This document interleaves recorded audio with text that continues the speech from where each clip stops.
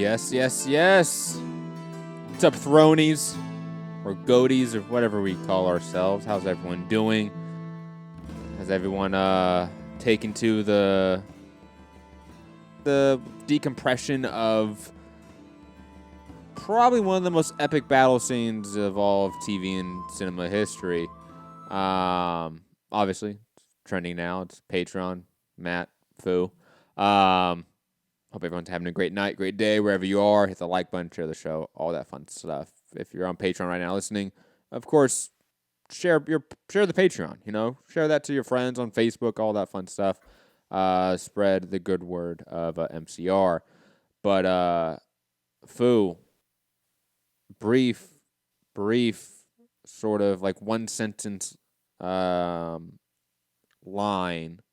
Your thoughts on the Battle of Winterfell, The Long Night, Episode 3 of the last season, Game of Thrones. What did it mean to you, man? It was fantastic.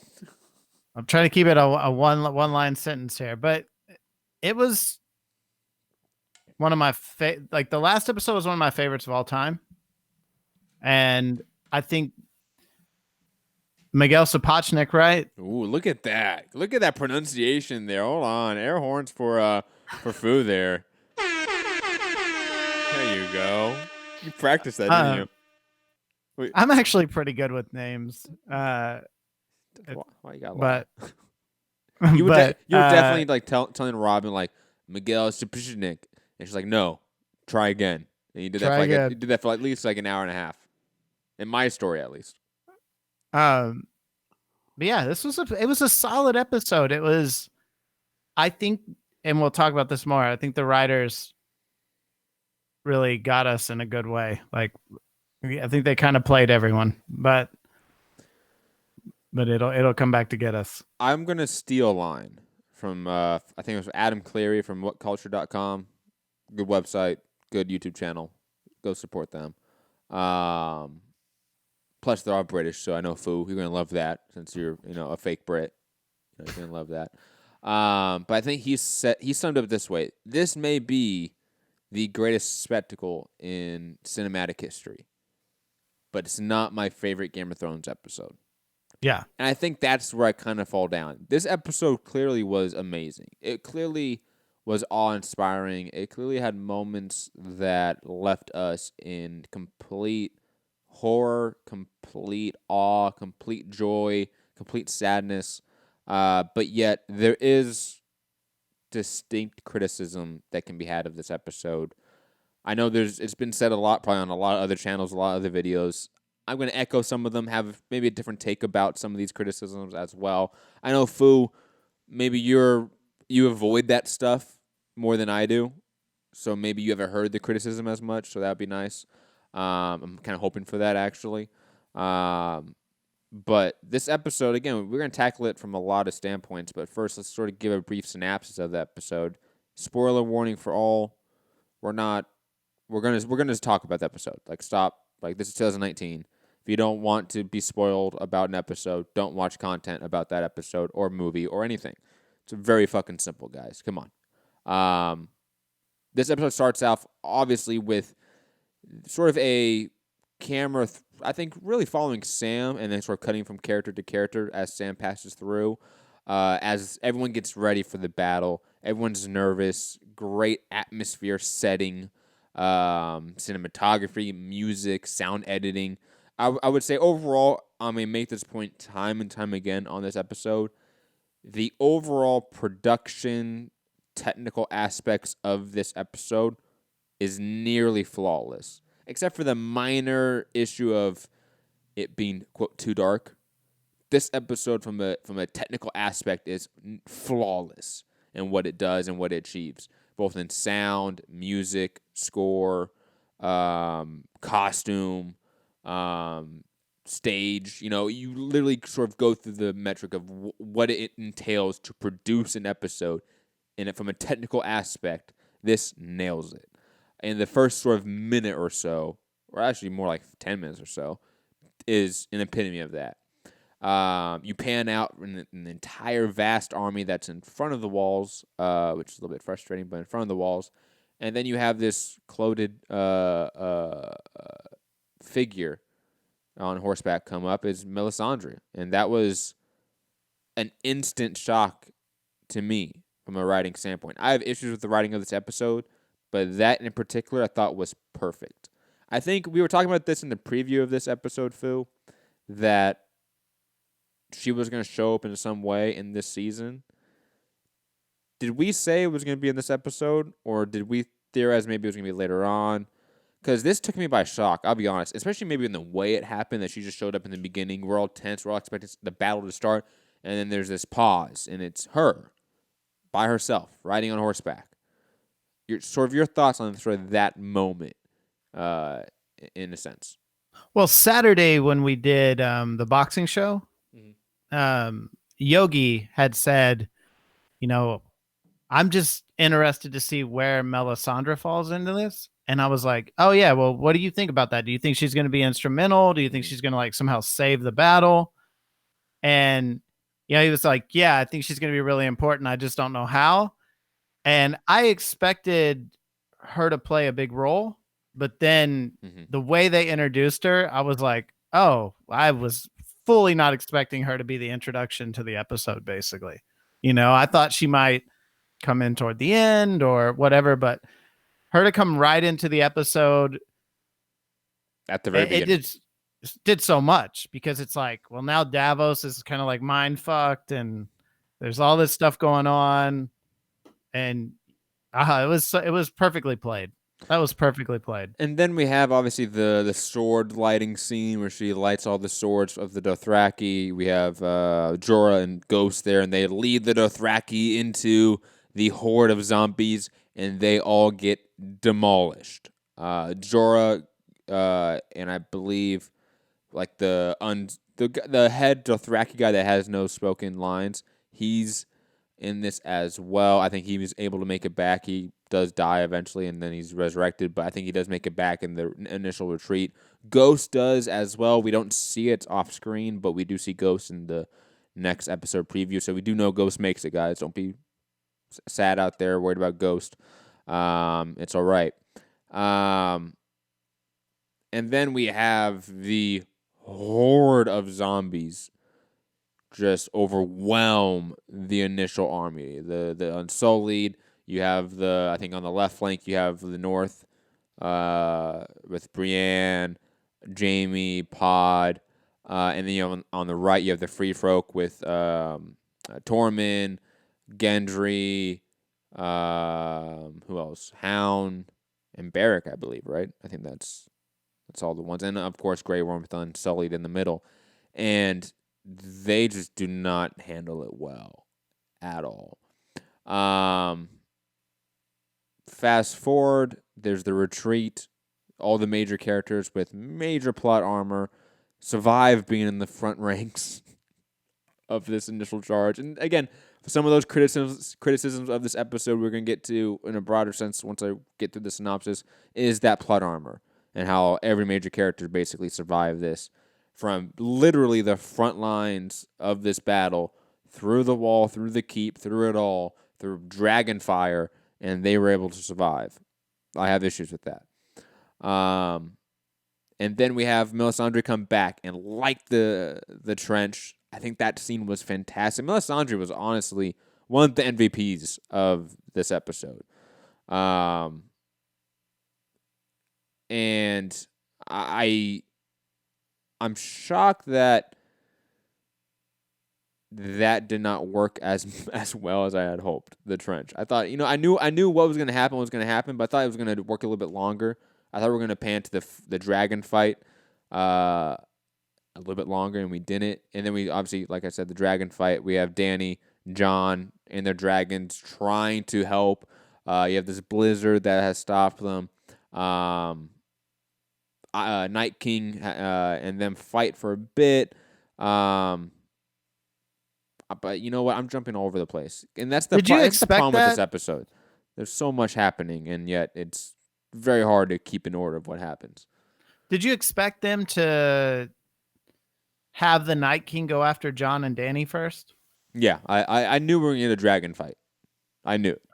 There's no way we have 3 dragons, 1 versus 2, and they don't have a dragon fight in the air. I even knew they were gonna do the scene where like they connect and they fall. Like I knew that was gonna happen. Yeah, that's just too cool not to do. Yeah, and plus like if you were to mimic a non-real life flying creature, you would base it off of other flying creatures and their behavior. And I'm gonna say every flying animal does that for aerial combat, but a lot of them do. So that would just be a real basic thing you could do that looks cool. Dragons intertwined, swirling, and falling down. Plus, like the scene where, like, I think it's Rhaegar, Jon's dragon, rips like the throat or like half the jaw out of Night King's dragon. You have like the fire coming out of the throat, and that effect was fantastic.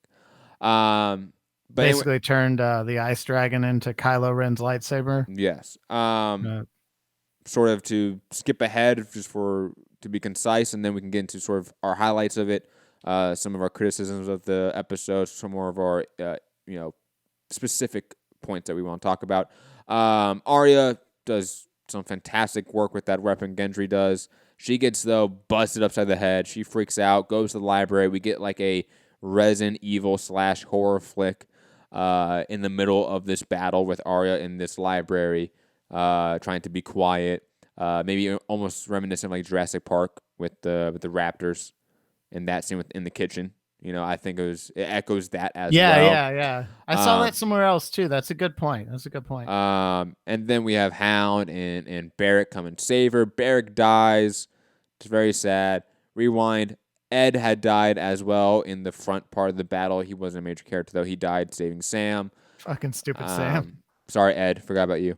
Very reminiscent of Saving Private Ryan. Yeah. Like I kind of thought of the moment where the guy's outside the room and the dude gets like murdered, and you're like, dude, get in the fucking room, like help the guy out. But yeah, I guess. Yeah, that GIF. Yes. And then we have Melisandre come back, and I think basically that's her last big role of this episode. Is she reminds Arya of that prophecy she foretold her way back in season 3. Shit, yeah. Two or 3. Where she tells her, you will see, you're going to put out many eyes, or you're going to make, basically to that effect. One of them's going to be blue, green, and then, I forget the other one.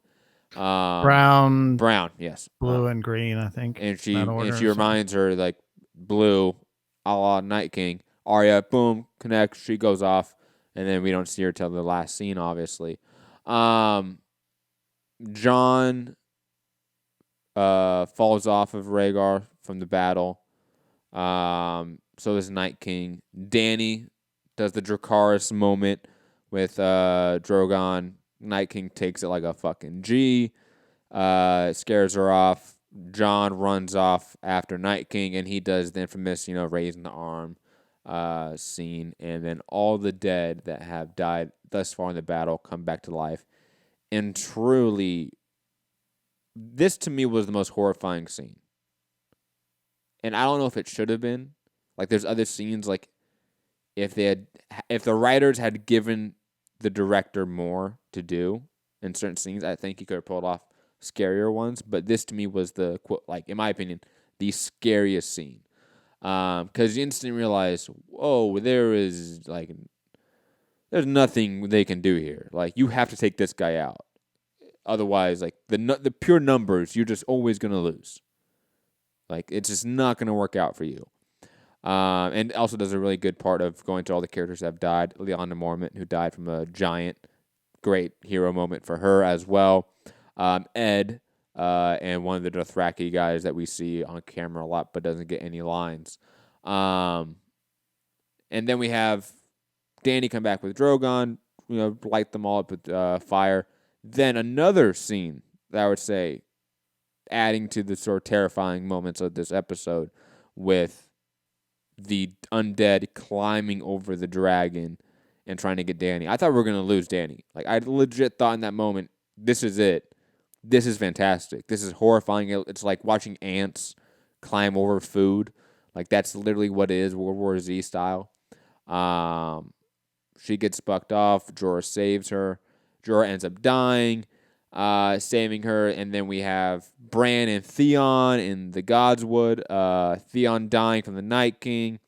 Jon can't get to the Night King because of the Ice Dragon. And then Arya has the fucking Michael Jordan moment of the entire episode, leaping 20 feet in the air, doing the scene that she did with Brienne, dropping the knife, kills the Night King. Episode over. That is basically the synopsis of the episode. And I want to now sort of hear your highlights of the episode, Phil. Like, what scenes, individual scenes, what moments, what character arcs were delivered for you? Let's get into some of the things in the episode that we loved before we get into the things that we did not like. Because there are things that I did not like in this episode. Yeah, I think we talked about it. When they truly go like full on, almost like horror film, like in the beginning, all the little, like I thought they did a really cool thing with all the torches, with all the lights going out on the swords. Mm-hmm. And then just the sound of the whole undead army coming at them.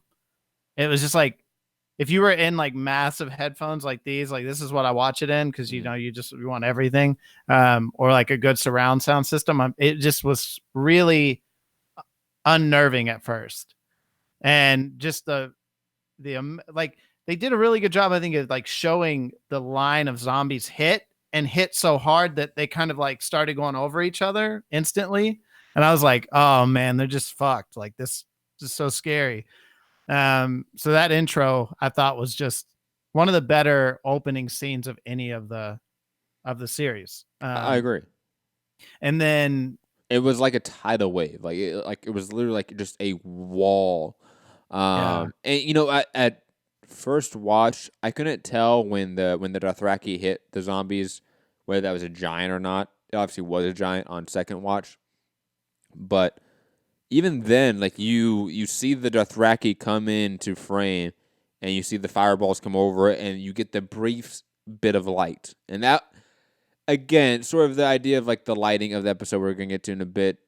There is issues with it, but I understand exactly what they're going for. Yeah. And you see glimpses of this horde of zombies come into frame as well, and then it flips view to almost like a POV of a Dothraki hitting that giant. It was perfect. And then it jumps obviously way back to Jaime, Brienne, everyone else way back at Winterfell, and you just see the lights slowly go out. Again, the tone setting of that first 15 minutes, 20 minutes, perfect. Yeah. Super high when all the swords lit up, you know, and then like everyone, they rush into battle, and then it's so like, stupid. Yeah, everyone's like stoked, and then fires go out, and you see everyone's face change. Like, oh, and you know, we're fucked. You know what's funny? I didn't notice it again on first watch because I really implore anyone that if you really like content like this or movies like Avengers, whatever, see it multiple times because it does impact sort of your opinions about certain things. I still have issues with this scene, and we're going to get to it more in the second part of this episode. But what got me, what actually made me really still like the scene was Jaime's reaction. Because remember, everyone, Jaime is the only one, in a sense, out of everyone there that has actually seen the Dothraki in battle. Yeah. Jaime saw what the Dothraki did to the Lannister army. Arguably the best army in Westeros, right? And they decimated them. Like, it was a hot knife through butter. It was that easy. And he's looking at this, the biggest collection of Dothraki he's ever seen, go at whatever it is. He can't see it. And they lose instantly. And you see his face look completely terrified. And that, to me, sold it more than anything. Yeah. Because everyone is going to be scared. Because they don't know what it is. They don't know what the Dothraki are. Like, they're obviously going to be scared. Jaime, though, you can see his face in the beginning of that scene. Be positive. Be like, okay. It's going to be fine. It's going to be fine. You can tell in his head, it's thinking, it's the Dothraki. Like, even if they lose, like, they're going to do a dent in them. Like, he's thinking, oh, no, that was over quick. Oh, shit. And then, like you said, if you have good, either studio headphones and you're listening that way, or you have your TV turned up very loud, you can hear in the distance the grumbling of the zombies slowly move in, and then like you said, the tidal wave. It is flawless. And then along with that, the score of that scene and overall the episode is just perfect. I forget who it is. It's the same person that did Iron Man way back in 2008. Oh Uh, wow. Raman Durradi. I would assume he's done a ton of TV shows, ton of things. But yeah, he's done Iron Man, Clash of Titans, Pacific Rim, Warcraft, Wrinkle in Time. So Yeah. Fantastic score for the amazing. episode for sure. Um, but yeah, any next highlight. Was Leanna Mormont for sure. You know, she gets like knocked to the side. You're like, oh shit, they're gonna kill her off like that. Because in my mind, I'm like, a She's giant dead. just smacked her across the fucking, She should be dead. you know, right? I'm like, she's dead. And then she just gets up, charges the giant like the badass that she is. You know, fucking knows he's gonna kill her, but she gets like close enough to be able to just like end him and saves however many people. Mm-hmm. And Arya with the staff, we were all thinking like that weapon. It's like, what's this weapon? And she just fucking mauls everyone, dude. And I wish they had extended that a bit because it's not long before you see her with the staff fucking people up, Darth Maul status, and then she gets fucking concussed, yeah, and everything flips. And David Benioff and DB Weiss, when you see like the post show, them talking about the production of it, they mentioned they wanted to do that on purpose to sort of set Arya back story wise in a sense, like make her scared, make her not this badass, not the Terminator that she's sort of set up to be. I get it. I would have liked that not to have happened. just I'll be same. honest. She's been training forever to show us how badass she is. And Like we've and, been and through so many seasons of her not fighting and just training. and it was like one section of the wall she goes through, she gets hit in she gets knocked over and hits her head on the stone, and then boom, the library scene. So I wish they extended that. But then again, like, look, I'm just gonna get into it right now because I have some issues with this episode. Love the episode. I want everyone to understand I love this episode, but I have issues with it. They simultaneously, in my opinion, almost lost their edge with this episode. The writers, Benioff and DB Weiss, and I would say they did not do enough fan service. And that might be crazy, but look, innately, when you're talking about this sort of content, it has to be fan servicey. It has to be, and also have to fit a narrative. I understand that. I am completely in favor of the Arya killing the Night King scenario, but the fact that we did not get a Jon Snow and Night King actual sword on sword duel once after 8 fucking seasons of build up is really frustrating. I knew it wasn't going to happen. And look, I'm not saying Jon had to be the one to kill him. Yeah. But there needed to be a couple sword swings. There needed to be something. And then the undead come in and block him off. Something. Jon, I would have liked, let's say, if Jon had gotten closer. Night King is still raising them up, but they aren't actually raised yet. They're still rising. Night King has to pull out the sword, has to do a couple deflections, makes Jon look like a fucking novice, and then Undead comes in, knocks Jon over something, and Night King soars off. There had to have been something, and there wasn't. And same with, to connect it to losing their edge, we do have important character deaths. I think Theon's death was noteworthy. I think it was obviously the most obvious one. It was the one I think they could not have gotten away from in any way because they set it up that he was defending Bran. I mean, narratively, he had to die. But the fact that we have that one scene of literally all of the major characters in the courtyard. You have Tormund, Gendry on a pile of dead bodies with undead around them, and then occasionally a couple dead coming up and fighting them. Same with Brienne, Jaime, and Pod against the wall. Wall of zombies in front of them. Couple zombies come up, stunt doubles, getting knocked over with a fake sword. It was just kill off some of these characters. Like, some of these character arcs are completely done with. Some of these characters are completely side characters, even though we love them. Pod, Gendry, Brienne, Tormund, Davos. Those to me are the clearest ones that could have died and that didn't. Had clear Grey Worm. How the fuck did Grey Worm survive? Stitching back to that Melisandre moment with the trench. I really wish it was Grey Worm with the torch. Because if you notice, they set it up. They literally set up the scene with his soldiers, his fellow unsullied soldiers going off, trying to light up the trench with torches and them getting killed. Grey Worm having that dilemma. He goes, nope, wait here, guys. Let me go get 10 other of my guys. Red Queen, slowly walk. Again, slowly, please. Like, as slow as possible, Joe Joy status. I don't want you to bust an ankle here. So don't run. We're not in any rush here. We just have an army of undead right here. No rush. My guys are dying. No rush. And then come up here and then touch this thing and then say some magic words. Again, cool moment. Cool sort of effect.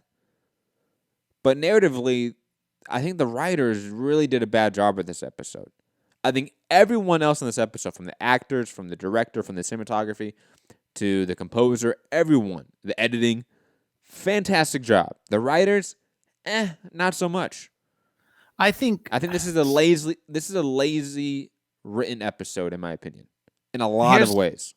Here's my take. I think when you read this book, a lot of people are going to die in this particular part of the book, right? I think that the writers the show, if it ever comes out, right?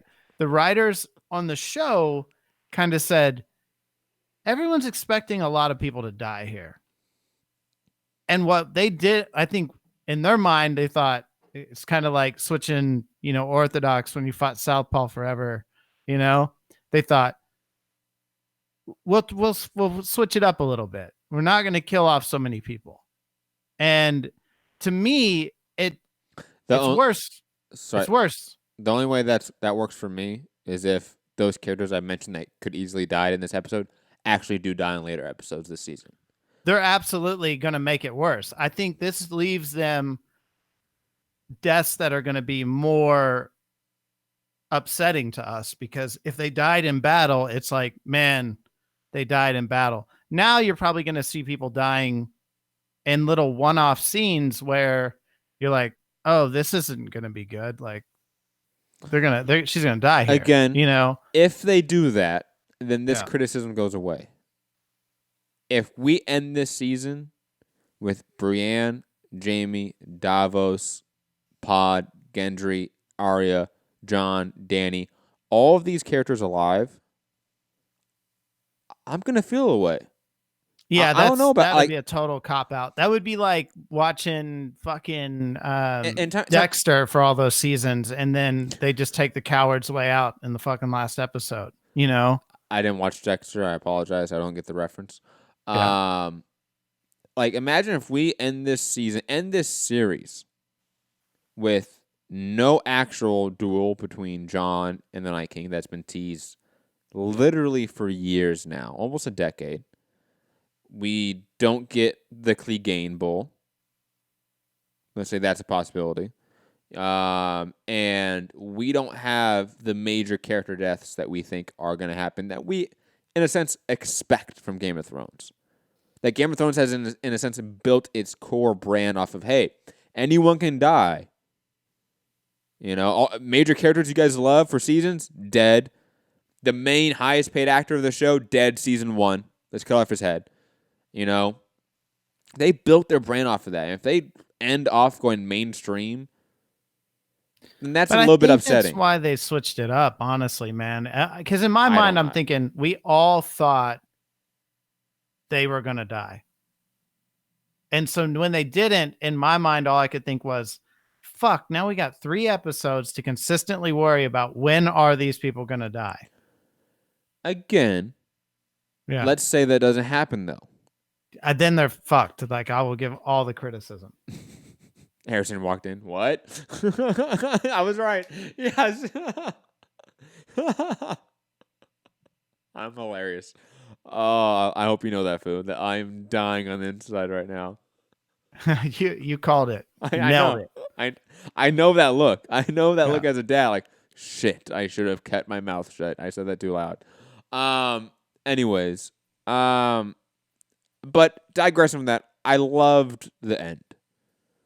Like I thought the Arya decision to have Arya kill the Night King was amazing. Like I fundamentally think that was a great call. Because that is Game of Thrones like that is subversion of the tropes in every way. And it's one that they have set up for years if you go back and look at it. And that's what I like. It's not that it's new. It's not that they just decided from the whim in the writing room in between season 7 and 8. Hey, let's have Arya be the one. No, you can tell they planned it for years. When they have, you can literally go back almost to the beginning of the show, and they put that in as well. Um, I, And the series really starts off with her and Bran together, right? Like Bran shooting the bow, mhm. she shoots the bow behind him. Like I am, they've been paired like that. I am very, very curious to see the breakdown of how Arya fits the Azor High prophecy, because she's obviously the princess that was promised. It wasn't Jon. It was Arya, which is crazy. It doesn't mean that she's gonna be queen of all 7 kingdoms. That's a very different. That's not I mean connected with the prophecy. Remember that, people. The Azor High prophecy is only about the Long Night and defeating the Long Night. Arya is the one that defeated the Long Night. So I would assume the knife, the dagger that was originally supposed to kill Bran, that then Littlefinger had. Like, I want to see the in depth, all 8 season breakdown of how Arya fits the Azor High prophecy, because I'm not refreshed enough on 8 seasons worth of information to break that down. But that would be fascinating because it's there. It is there. Like, you can sort of piece together how that dagger can fit the prophecy of the sword and piercing the heart of your loved one, or you can sort of see how it's connected. I thought it was fantastic. I know you called it and you felt vindicated. You sent me the text saying, "I knew it." 5 exclamation points. Do you think they pulled it off visually the way you want it to? Yeah, because initially I was like, oh, she's fucked. Because he caught her. And I was like, oh, man, here we go. She's She's dead. going to die. This is going to be terrible. And then John's going to roll in somehow or someone, and save the day after she's dead. And then the knife thing was really well played. Um, but if you really want to be critical of the writing, would the Night King have let that go down like that? Like, No, no. Here's the thing. I thank you for touching on this. I was about to touch on it, but I was letting you be happy first. yeah, We literally have a scene setting up how these zombies have superhuman hearing and can hear the single drop of blood. of blood on the ground. Yeah, yeah. And Okay. that's the lobies. That's like the entry level. Like, if it was like an RPG, this is not the PvP area. Yeah, This is for the scrubs, this is right? level 7. This isn't level Yeah, 48, guys. Come on. yeah. Um, and then we have literally one that does hear it. We have it. We have one that hears it. It's too late though, and Arya jumps from how far away over all the whites and the White Walkers that are assembled around Bran and the Night King. You know what I mean? Like, they could have set that up way better, in my opinion. And I just don't understand why that was so lazily written. You know, it sounded like they wanted it to be a surprise, and I think that was. I don't know if we needed that in a sense. Like, I would have, I would have preferred just better writing and better storytelling. You know what I mean? Yeah, Because there was a way for her to come from like the other side, or I don't know. you have to show it. This what it is. You don't have to show necessarily in this scene how she gets to point A to point B. What you do have to show is how she got to point A to point B in other scenes and other seasons.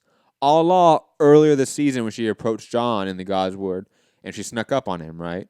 We have that scene to set it up, but it didn't set up enough. You don't understand how Arya can get there undetected, if there's literally a ring of people around it, dozens, if not hundreds, of zombies surrounding this place, how she can sneak past that and get to that tree. Now the thing is, the kids always did have like all of the alternate routes through Winterfell, because like Again, when, yeah, of course. so did they show that seasons ago somewhere where you could be like, oh, that's how she got there so quickly, or Not that I've seen. I haven't either, but The only, someone brought up a good point. They said, man, this girl grew up here, but she didn't really. If you think about it, like the last time she was at Winterfell was season 1. So, and near what, 9 years ago, in real yeah, I storytelling, mean, in like, story arc, she's been gone for longer than she was alive, or equally as long as she was alive. I think she's supposed to be 16 or something in the show, or something like that. So, again, that was just lazy. Like the issues with this episode is not with anything with I would say Miguel Sapochnik, the directing of it. It's the writing of it. It's the actual like what pen to paper. What do you have to tell here? Cutting corners here. also, he was like in this motion. Don't you think if he was going to turn around to attack someone, he would have just like drew his sword and like attacked them?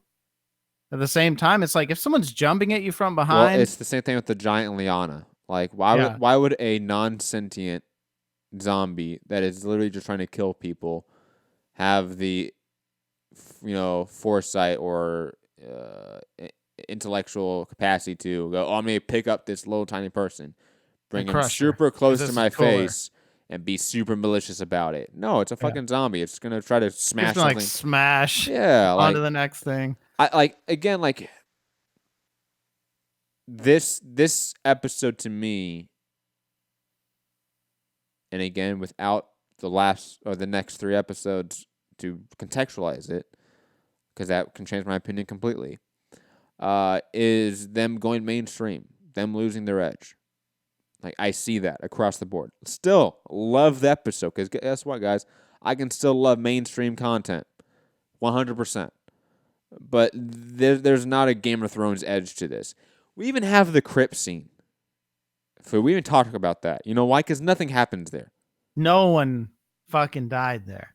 No one. Like, no one significant. And you're like, bro, you're in this tiny little crypt. All these dudes came alive, and you couldn't even take out Varys. You have Varys, Tyrion, Sansa, Gilly and Little Sam. Little Sam, You could have killed off some people there, guys. Honestly. And you even have this set up with like the double suicide with fucking Sansa and Tyrion, and that was a nice little moment. Like, again, a lot of just lazy stuff here, and great set piece, great action. It's a spectacle, but just poorly written, in my opinion. I sort of worry about Jon in all of this because he didn't have the showdown with the Night King. He's not going to have a showdown with Cersei. The Mountain is either going to go by the hand of the Hound or by Arya. Watch, we're not going to get the Clegane Bowl, man.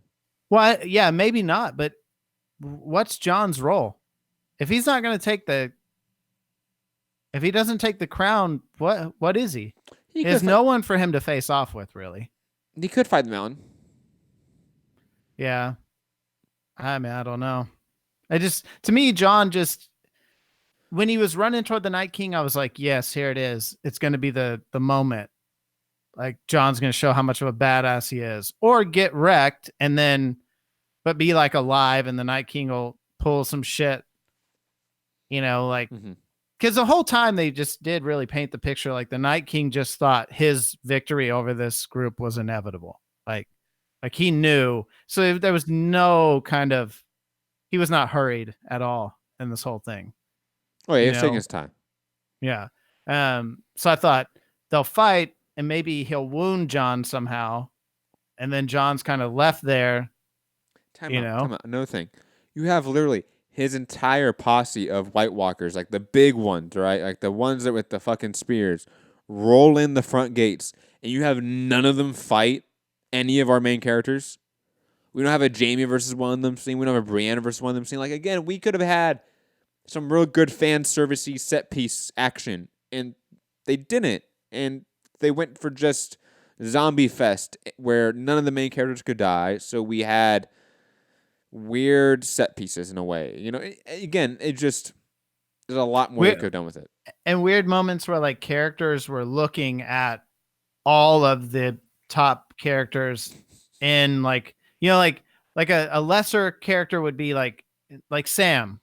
Not that he's a lesser character, but he's like, there's a moment where he's kind of like wandering. Yes. And he's like looking, and like Jamie's got like 4, zombies on him, and Brienne's like getting taken down. And then Tormund's up on this kind of overhang fighting. And it's like foreshadowing that people are going to go down. He was on overhang. He was looking on a mound of bodies. Oh, a mound of bodies. Okay. Yeah. It kind of looked like an overhang or something, but I watched it on my laptop, and I didn't mess with any of the brightness settings. I'll put it this way. If you can hook like a smart TV or an Apple TV up or something like that, watch it that way through the HBO app. It is better. Like, yeah, it is. Like some of this, like the pixelation with the darkness in the background sort of goes away. It does become a little more overall darker, but the quality of the darkness becomes better, if that makes sense. So you're able to see things better. But the plot armor was frustrating. They have to redeem themselves. They have to kill off a lot of people in the next 3 episodes. They have to. Yeah. I don't know how they do it. And let's sort of touch on that now. What's next? What's the fallout here? We have how much is left of that army? We know that a portion of the Unsullied are still alive because we see them in the next episode preview. We know all the major characters are alive. We know Ghost is still alive. We know the 2 dragons are still alive. Could we assume that Yara and the Greyjoys on the Iron Islands become another factor in here? Obviously, we're setting up for, I would presume, a battle with the Golden Company. I would presume. But there was one line in the preview that says, I think it was Danny speaking, said we have to uproot them like root and stem. And I wouldn't be surprised if we get more like assassination, political maneuvering, sabotage, more so than outright full-scale battle. I think we get the fallback. I think we get the fallback to the Iron Islands for 1 episode.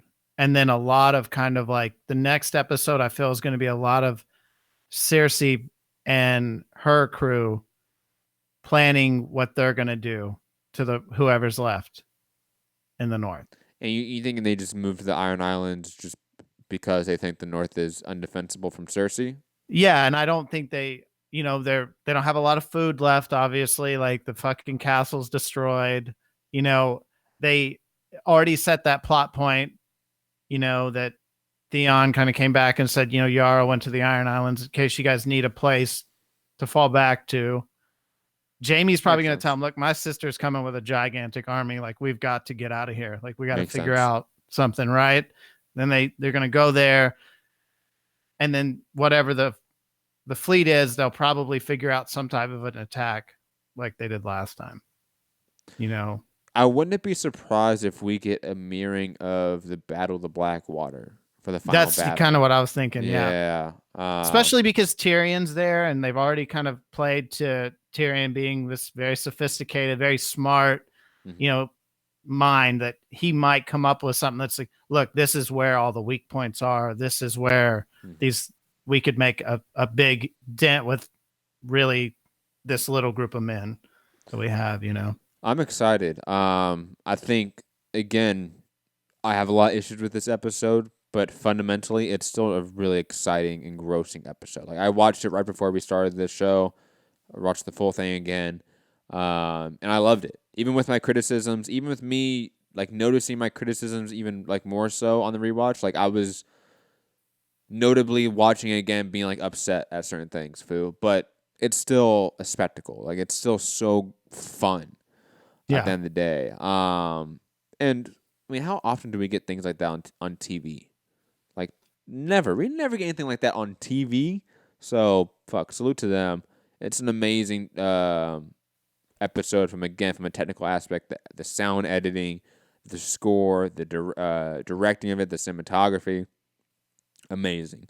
I think where it suffers is in the writing, the story of the episode, the lack of risk they took with the story in this episode, um, and overall, again, the atrocious battle strategy. And that seems to be just an issue overall with George R. R. Martin and the show, is that they did not consult a single military historian whatsoever when it comes to combat. And that is really frustrating. Do you think though that no, they couldn't be trying to play down to the fact that like John really has no battles history or no, he's never been in an army or because Jamie's there. I mean, Jamie's led the Lannister army. He's Look, obviously not a stupid person. you have the Dothraki Yep. who naturally probably know how to use their cavalry. You have Grey Worm, who has been a proven military technician. Yep. Uh, Jamie, Brienne, John, even Tyrion. Sam, who's read a whole damn library of And, battles. yeah, and that's what I was going to touch on. In medieval history, in a sense, like the noble males get taught military history from a very young age, early and often. So John would have a very very wide range of knowledge of battle tactics, of certain battles and the history of them, how people won certain campaigns and how they were won. He would know that. Same with every other person there. So Plus, like the Battle of the Bastards, he really planned that out with I mean, how they held certain people off until other things happened. So yeah, I mean, it's definitely not that. It was just really poorly planned. look, you don't take light cavalry and send them to a superior heavy infantry force. You just don't do that. Like that is the basics of military strategy. If you have light maneuverable military units, they go on the sides, they maneuver on the wings, they try to get behind your enemy. That's fundamentally what they're supposed to do. And then your heavy troops meet the other heavy troops head on. Especially in medieval and antiquity, that is how combat was fought. Plus, the cavalry never goes first. It's always like the men on foot, the cavalry come in and like clean everyone up because they just destroy everyone. You have in the center infantry and you have cavalry on the sides. Yeah. That is fundamentally how combat is fought back then. And they decided, let's throw all of our light cavalry in the front and just send them forward. Let's have all of our siege engines right behind them, so we can't use them later in the battle at all, which made no sense. Why weren't the siege engines behind the trench? So you can use them continuously throughout the battle. Yeah. Why weren't the siege engines behind the walls? Yeah, exactly. Like there's just a lot of things that are just blatant issues with this episode, but it's still amazing. Like it's still the greatest thing I've ever seen on television. Even as bad as the strategy was, I could be I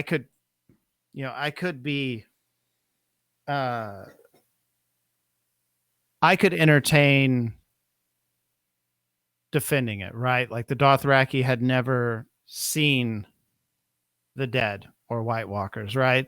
And in their mind, they're the ultimate badasses. They're not afraid of anything. So it's like, we'll go right out and take this whole group down. We've done it before plenty of times. We're feared by everyone. So it makes sense, except for you have all of these people that are like, we're literally fighting for the survival of mankind. Probably don't want to lose your entire cavalry 10 minutes into the episode. Like, imagine if we get to that point in the episode where the Unsullied are being pushed back, right? and they have to retreat back beyond the walls. Imagine if at that point the cavalry had struck at the sides of the zombies or behind them. They had flung out way past Winterfell, swung back around the enemy, came behind them. That would have done drastic damage to the Night King's forces. It just would have. They didn't do that at all. You Yeah. know, they literally sent the cavalry as far away from any support as possible to die against a superior army. That is fundamentally the stupidest thing I've ever seen in my life. Like even Lord of the Rings did it right. They did exactly as I stated. You have the sieging army on the walls, right, and they're preoccupied, and you have the cavalry stringing by the sides and mow them down. That's what you do. Then you have the Yeah. army of the dead come in from behind, right? Fuck them up.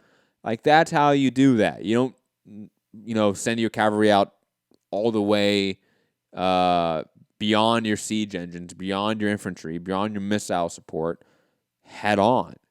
Like, that's to bring in Lord of the Rings again. That's what Faramir did. And look what happened to him, poor guy. Got 4 arrows in the chest, the poor bastard. Okay, while Pippin sang a song and his dad ate some chicken and some grapes. Shit was depressing. Again, they could have still had the moment where Dothraki all die if they wanted to do that. They could have had the moment when Unsullied are deeply, deeply hurt and their numbers are drained, so that the heroes are a weakened force against Cersei. If they wanted that to be the narrative point going forward, they could still do that and have smart battle strategy. It just not work. They still lose. They still get overwhelmed by superior number. Like, it could still work in a way where you tell the right story, the correct story to the period, in the fantasy world sense, and you still get what you want narratively going forward. And they just didn't do that. Yeah, and the manning the walls. It's like, oh, they're coming up on the walls. Let's actually man these walls. It's like, why weren't you there in the first place? Like, I don't understand. Like, that's where you would be. And also the very few amount of people that are actually on the walls. It's like 3 people per section. It's like, okay. Yeah, like there's a lot of people still alive. Like, I know they did a really bad job of showing that, but there was, I think the Unsullied and the Dothraki were like 60,000 by themselves. So the Army of the North must have been another 10, 15, maybe 20. So you're talking about nearly 80, 90,000 people. Not all of them died outside the walls. A lot of them were still inside the castle. And what were they doing? Like, the one issue with the direction of this episode was that, and maybe it's more on the writing side of it, they just really didn't show the scale of it enough at times. They weren't able to really show you the real estate and make it like you as the viewer understand where you are in the battle at what time. They really struggled with that part, in my opinion. Like, if you look at other key battles in either the show or in other TV shows or movies, you can sort of get a gist of where you are in the battle with who very easily. With this episode, you couldn't. You couldn't tell where you are inside the castle once you got inside there. When you're outside, you had no idea who was dying, who was surviving in that mass of zombies. And again, there's some point to that. There's some positives to that from just a confusion. You want your viewer to be confused in that moment, in a sense, but too much confusion could just be, I don't know, it could make it frustrating in a sense for the viewer. Yeah, they went more horror, more like survival horror, like we talked about, and less straight up battle, which was cool, but it didn't all have to be that. Like, it could have been like the start is like survival horror, like, oh man, look how creepy these things are. Then some battle, then back to some of that inside the keep, chasing them down, type things like, with certain characters. I think they did a fantastic job giving a very entertaining episode, but you're right that when you start to poke holes in it, it's like, man, yeah, there's a lot of stuff I didn't necessarily think they did well here. It could have been done a lot better. They really should have killed more people off.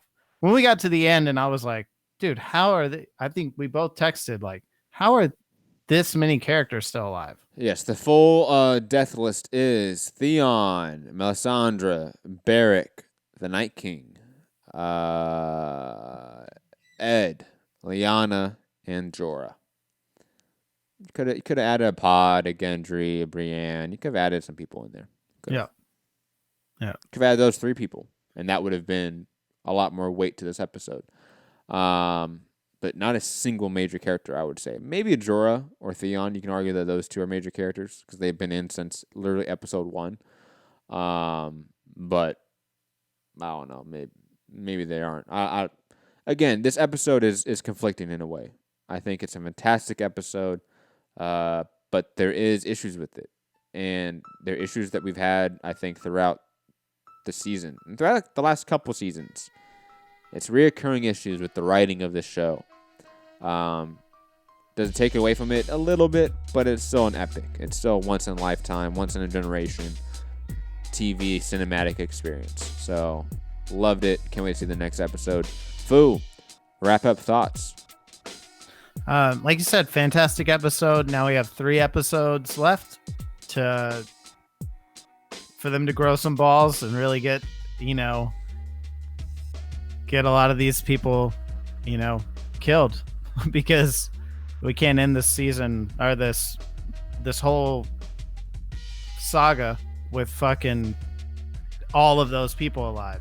It's going to be weird. It's going to be really weird if every one of them's at King's Landing, like having a party when they kill Cersei, Like we get the, remember when the OG Star Wars movies were re-released by George Lucas? And he put in the celebration scenes at the end of Return of the Jedi, where you go to Coruscant, you go to all the different planets, right? Watch if we get that fucking scene at the end of Game of Thrones. No. Yes. No. It's gonna happen. It's gonna be terrible. But anyways, guys, you know where to find us: Manhunter MCR, Fugati MCR.